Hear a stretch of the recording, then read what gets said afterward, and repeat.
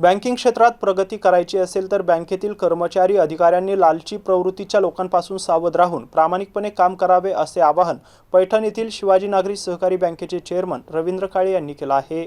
पैठण येथील शिवाजी नागरी सहकारी बँकेची 34वी वार्षिक सर्वसाधारण सभा नुकतीच पार पडली आहे। यावेळी मार्गदर्शन करताना चेअरमन रवींद्र काळे बोलत होते। सभेच्या प्रारंभी बँकेचे मुख्य व्यवस्थापक एजाज पठाण यांनी मागील वर्षाच्या सभेच्या इतिवृत्ताचे वाचन केले, तर छत्रपती संभाजीनगर शाखेचे सहव्यवस्थापक गणपत म्हस्के यांनी बँकेच्या वार्षिक अहवालाचे वाचन केले। यावेळी बँकेचे व्हाईस चेअरमन भाऊसाहेब आवटे, संचालक हरिपंडित गोसावी, रामचंद्र काळे, शंकरराव राऊत, पाशा धांडे, अशोक जाधव, दशरथ सोनवणे, श्यामसुंदर लोहिया, राजेंद्र टेकाळे, कारभारी लोहकरे, तनुजा सोमनाथ जाधव, मित्रवर्धन काळे यांच्यासह बँकेचे अधिकारी, कर्मचारी आणि सभासद मोठ्या संख्येने उपस्थित होते।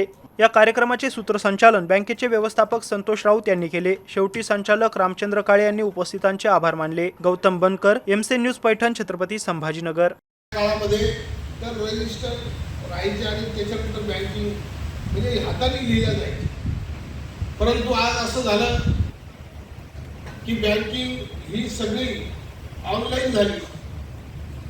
आज रिझर्व्ह बँकेला नागपूरला बसल्या बसल्या दिसतं की शिवाजी बँकेत काय झालं, त्याच्यामुळे एवढा पारदर्शी व्यवहार झाला आणि एवढ्या याच्यातून मी काही बँकेचे घोटाळे बाहेर येते।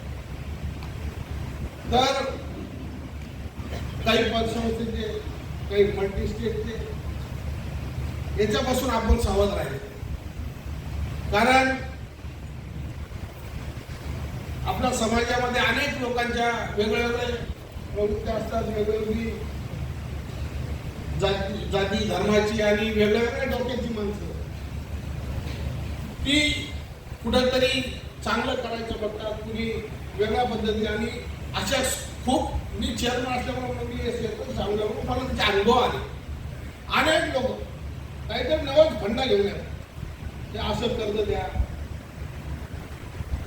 अशा पद्धतीनं आम्ही तुम्हाला भेटतो नंतर, आणि त्याच्यामुळं या संस्था ज्या खड्ड्यात गेल्या त्याचं कारण आहे। आणि हीच शिकवण कैलासवासी शिवाजीराव काळे साहेबांनी आम्हाला दिली होती की आपण सक्षम जर व्हायचं असं तर लालूचखोर लोकांच्या पासून आपण लांब राहिलं पाहिजे। आणि हे बँक म्हणजे काचेचं घर आहे,